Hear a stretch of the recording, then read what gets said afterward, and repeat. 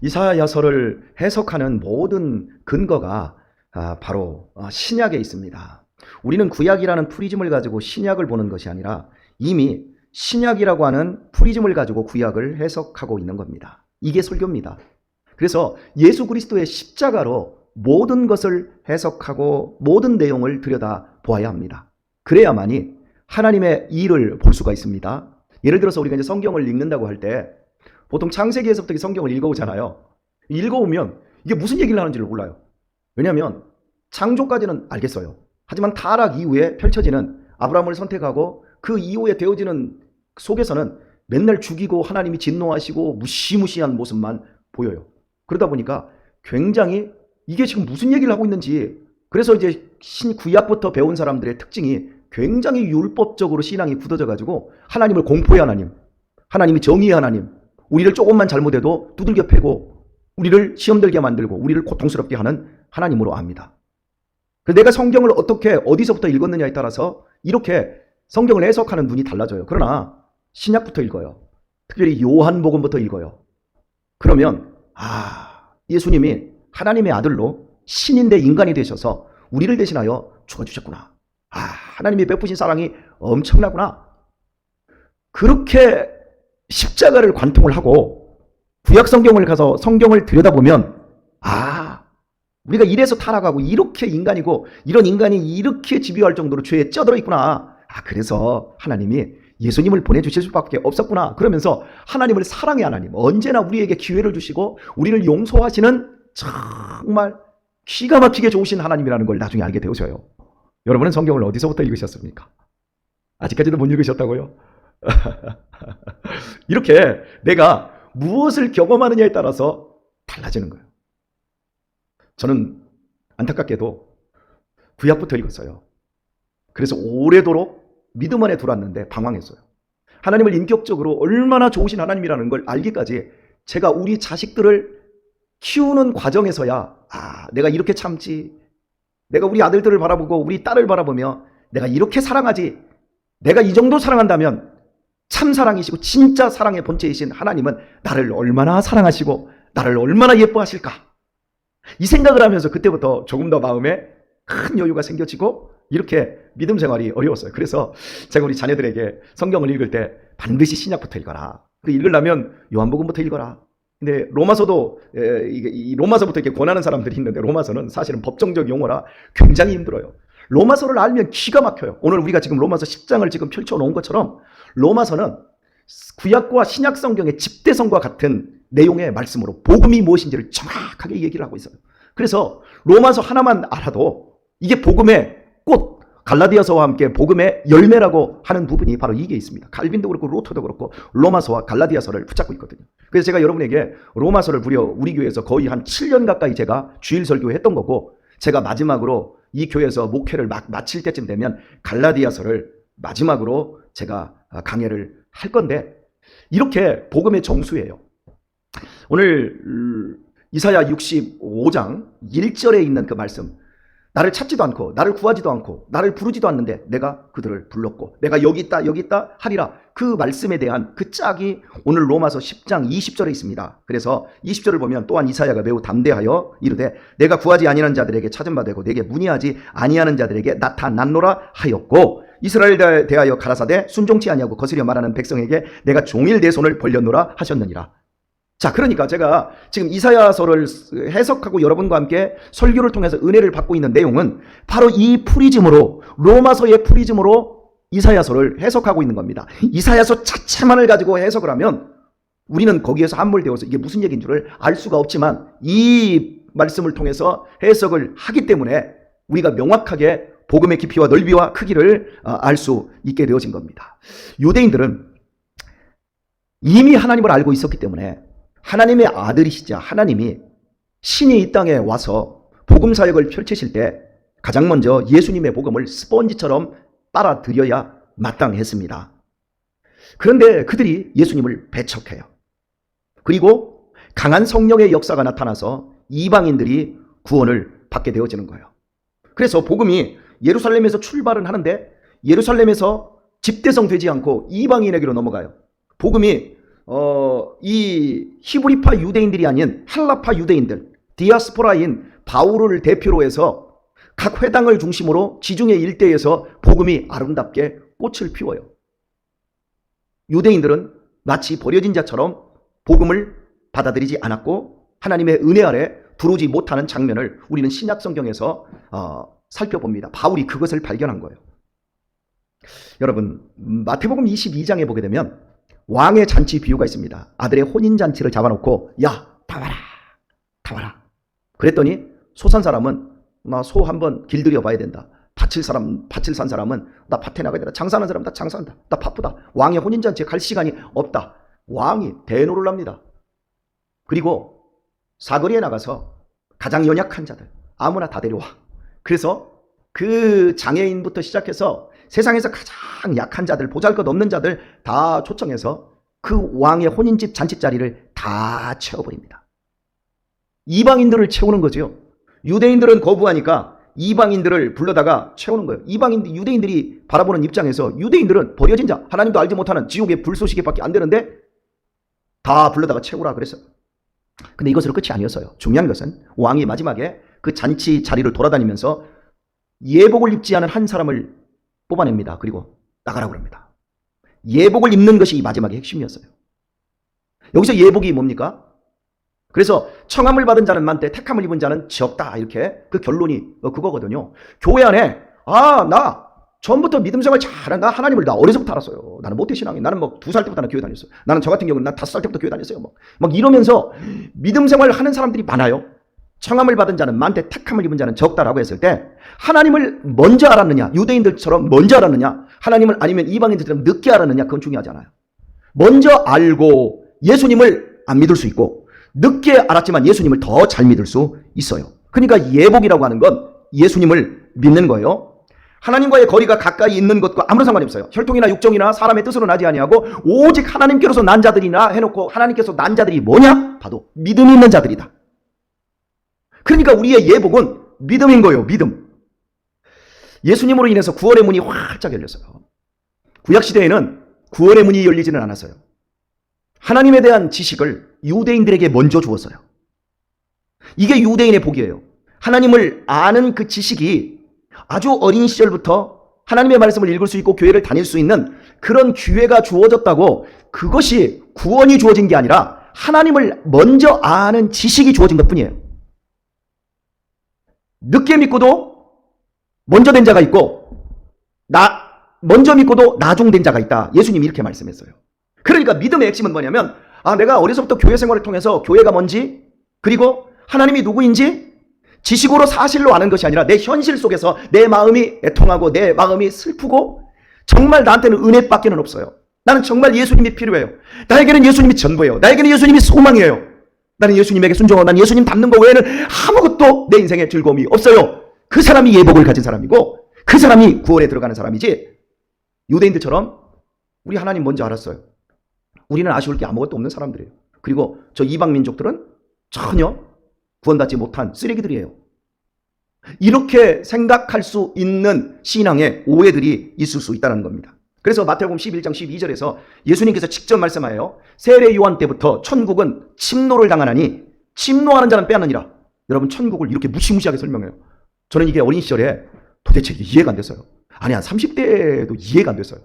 어떻게 천국은 러시아군이 우크라이나를 침범하듯이 러시아가 소련이 옛날에 아프가니스탄을 침공하듯이 이라크가 쿠웨이트를 침공하듯이 어떻게 침공해 이런 무시무시한 전쟁 표현을 쓸 수 있나 이게 이해가 안 됐거든요. 그런데 제가 한 30대에도 이해가 안 됐는데 50대가 되고 보니까 이게 이해가 돼요. 왜냐하면 그동안 세월이라는 걸 흐르면서 그 세월 속에서 비교할 수 있는 사람들이 다 보이잖아요. 믿음 생활 항부영하고 그냥 나는 다 알아. 다 알아. 다 안다고 하는데 실은 알아서 하는 건지 모르는 이기 때문에 아는 건지 그거조차 구별이 안 되는 거죠. 여러분 신앙 안에서 아는 게 뭐죠? 겸손한 거예요. 제가 살아보니까 열등감도 교만이고 우월감도 교만이더라고요. 그런데 꼭 우월감을 가진 사람들만 저 교만이라고 생각했거든요. 그런데 마음속에 열등감은 또 다른 교만의 한 표현이라는 걸 제가 알았어요. 그건 제 자신에게 있는 열등감으로 제가 터득해 나가요. 내 세월이라는 게 좋은 게 어린 시절에는 잘 몰라요. 그런데 성장을 좀 하고 나면 알게 되어져요. 저는 어린 시절에 우리 어머니가 뭐 해줬나 싶었어요. 저한테. 별로 해준 게 없는 것 같아요. 어머니가 많이 열심히 해요. 그런데 우리 어머니는 못 배우고 못 가졌기에 나한테 해주는 게 별로 없는 줄 알았어요. 그런데 나이가 먹으면서 우리 어머니가 나한테 엄청난 걸 해줬구나. 와, 제가 잘하니까 보이기 시작하더라고요. 예, 천국은 침노를 당한다고 했을 때 진짜 천국은 침노를 당하더라고요. 가만히 있는 자에게는 천국이 그대로인 거예요. 그런데 끊임없이 하나님이 이야기한 천국을 향해서 막 쳐들어가는 사람에게는 천국은 그에게 점점 커지고 더욱더 가까워지는 그런 삶, 이게 신약의 복이에요. 지금 우리가 로마서 10장을 지금 펼쳐놓고 마지막 지금 결론 부분을 이사야 65장 1절 부분으로 바울이 해석한 걸 우리가 보고 있는데 그 중간 과정을 우리가 잠깐 살펴보도록 할게요. 12절을 보면 유대인이나 헬라인이나 차별이 없음이라 한 주께서 모든 사람의 주가 되사 저를 부르는 모든 사람에게 부유하시도다. 누구든지 주의 이름을 부르는 자는 구원을 얻으리라. 그런즉 저희가 믿지 아니한 일을 어찌 부르리요? 듣지도 못한 일을 어찌 믿으리요? 전파하는 자가 없이 어찌 들으리요? 보내심을 받지 아니하였으면 어찌 전파하리요? 기록된 바 아름답도다 좋은 소식을 전하는 자들의 발휘함과 같으니라. 예, 누구든지입니다. 이방인들이 늦게가 아니고 유대인들이 먼저도 아니고 막 누구든지 주의 이름을 부르며 주님 앞으로 가는 자에게 하나님이 은혜를 베풀어 주시는 이 기쁜, 이 믿음의 원리, 부유함의 원리를 이야기를 하고 있어요. 그래서 19절이 이제 결론과 같은데요. 그러나 내가 말하노니 이스라엘이 알지 못하였느냐. 먼저 모세가 이르되 내가 백성 아닌 자로서 너희를 시기나게 하며 미련한 백성으로서 너희를 노엽게 하리라였고, 이게 신명기에 있는 말씀이거든요. 자, 여기 한번 보십시다. 하나님께서 이방인들이 하나님의 은혜를 먼저 받아놓고도, 하나님을 아는 지식을 먼저 가져놓고도 스폰지처럼 예수님이 오셨을 때 그 은혜를 빨아들여야 되는데 빨아들이지 않으니까 오히려 성령을 이방인들에게 보내서 이방인들이 예수님의 복음을 스폰지처럼 빨아들이는 거예요. 그리고 그들이 하나님이 이스라엘 백성들이 먼저 누려야 될 그 모든 복을 이방인들이 가정 안에서, 그들의 삶 안에서, 그들의 인간 관계 안에서 화평을 누리고 평안을 누리고 번영을 누리고 이걸 보는 거예요. 그러니까 유대인들 마음속에 시기심이 일어나는 거예요. 여러분, 우리 교회 안에 보세요. 믿음 안에서 부유를 누리는, 행복을 누리는 사람들이 모태신앙인이나 이제 신앙생활, 우리 교회는 대부분 새롭게 하신 분들이 많거든요. 참, 그런 분들을 보면 이게 먼저 막 침노에 들어가는 자들의 것이에요. 참, 우리 성도님들 가운데 우리 교회 참 들어올 때 드라마틱했던 분들 너무 많아요. 이혼 직전까지 갔던 분들, 막 이 자리에 엎드려서 막 치면서 막 하나님을 원망하고 막 어떻게 하지 못해서 막 가슴을 쥐어뜯던 사람들, 우리 교회 들어올 때, 처음에 신앙생활하면서 우리 교회 들어올 때 정말 스펙타클한 사람들이 있었어요. 그런데 지금에 와서 자기 자신과 자녀들이 믿음 안에서 다 하나 천국의 그 부유함 속에서 다 풀어주고, 그때의 막 그 절박함과 그 안타까움과 그 분노, 이런 것들이 다 사가지고 지금은 선한 양이 되신 그런 분들을 보면 이분들이 그 부유를 다 누린 거예요. 10여 년의 세월 동안. 그리고 지금도 그 복을 계속해서 넓혀가고 확장되어가고 단단해져가고 있는 이 모습을 보는 거예요. 여러분, 그러니까 천국을 침노하여 들어가는 자의 것인 거예요. 우리 인생은 결코 멈춰있지 않습니다. 이렇게 닫힌 문이, 구약시대에 닫혔던 구원의 문이 활짝 이방인에게도 열리게 된 이 이유를 요즘 이단들이 많으니까 세대주의적인 해석과 복음주의적인 해석으로 이어주는데요. 원래 세대주의적인 해석입니다. 하나님께서는 유대인들만을 구원하시고 이스라엘 백성들만을 구원하시려고 이 땅에 예수님을 보내주셨지 절대 이방인들에게 구원을 안 주려고 했었다. 그런데 유대인들이 거부를 했기 때문에 하나님이 열받으셔서 이방인들에게 구원을 주었다. 이런 식으로 세대주의적인 해석을 합니다. 그런데 이건 성경적으로 옳지 않아요. 왜냐하면 하나님께서 이 아브라함을 부르실 때 천하 만국이 너를 통하여 복을 받는다 그랬어요. 이미 구원의 복음은 땅끝까지 이방인들 모두에게까지 복음을 주려고 했었던 거예요. 그런데 예수님이 이 땅에 오셨을 때 유대인들이 거부를 했잖아요. 거부를 함으로 말미암아 오히려 하나님의 계획 이상으로 더 빨리 이방인들이 큰 은혜를 먼저 입은 것으로 우리는 이렇게 복음주의적인 그 교회들 안에서는 이렇게 해석을 합니다. 하나님을 먼저 안 것 때문에 구원받는 것이 아니라 하나님의 아들 예수님을 믿어야 구원을 받습니다. 얼마나 하나님을 아느냐가 아니라, 얼마나 신앙을 아느냐가 아니라 얼마나 내가 예수님을 믿고 순종하느냐가 중요한 겁니다. 이게 신앙의 관건이에요. 아무리 돌감나무라도, 아무리 인생을 아름답게 맺으려고 해도 맨 돌감밖에 안 맺어요. 그런데 옆에서는 참 감람나무가 막 자라고 있어요. 그래서 같이 걸음을 쓰고 같이 비유를 쓰는데도 아니 세월이 지나보면 저 인간은 참 감람나무를 맺는데 나는 돌감밖에는 맺어지질 않아. 돌감나무가 어떻게 해야지요? 내 자신을 댕그랑 잘라서 내 자신 위에다가 예수 그리스도를 접붙여야지요. 요한복음 15장에 있는 것처럼. 왜?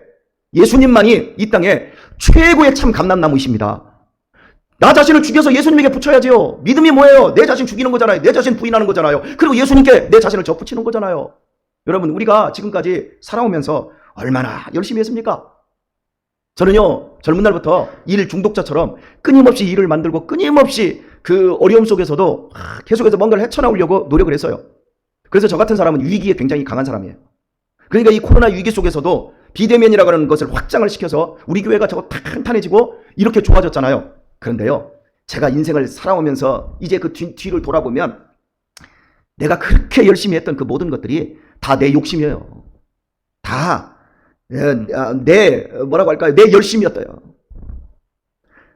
내 의지라고 하는 것들이 다 하나님의 의지하고는 상관없이. 근데 그때는 그게 옳았어요. 근데 지금에 와서 보면 부끄럽기 아무것도 없어요. 왜? 내 열심과 내 의지로는 나를 구원할 수가 없어요. 내 의지가 세워질수록 내가 예수님 앞에 엎드리지질 않아요. 내 성질이 벌컥벌컥 살아날 때 내 열심이 뛰어날수록 내가 하나님 앞에서 애통하는 자가 될 필요도 없고 내가 하나님 앞에 슬퍼할 필요도 없어요. 마음이 가난해질 필요도 없어요. 더 열심히 하는데 나 굉장히 잘하네. 나 굉장히 열심히 뛰어나네. 나 막 이렇게 영상도 제작할 수 있고 나 대단하네. 내 자신이 더욱더 내 자신이 하나님하고 멀어지는 그 느낌 여러분 이해하십니까? 나이가 먹어가며 참 내 그 못남에도 하나님이 나를 붙들어 주셨구나. 그러면서 선명하게 하나님의 은혜가 이제 깨달아지고 있습니다. 믿음이 성숙해지는 만큼 보입니다. 근데 믿음이 어리면 안 보여요. 애들은요, 자기 부모가 얼마나 소중한지도 몰라요. 여러분, 초등학교에서 애들한테 물었어요. 야, 너희 집에서 제일 소중한 거 뭐냐? 소중한 거 여기다 5가지만 써봐. 우리 집에서 제일 소중한 게 뭐예요? 자, 김동영 목사님 우리 집에서 제일 소중한 게 뭐예요? 자, 김경수 목사님 우리 집에서 제일 소중한 게 뭐예요? 머리 쓸 거 없이.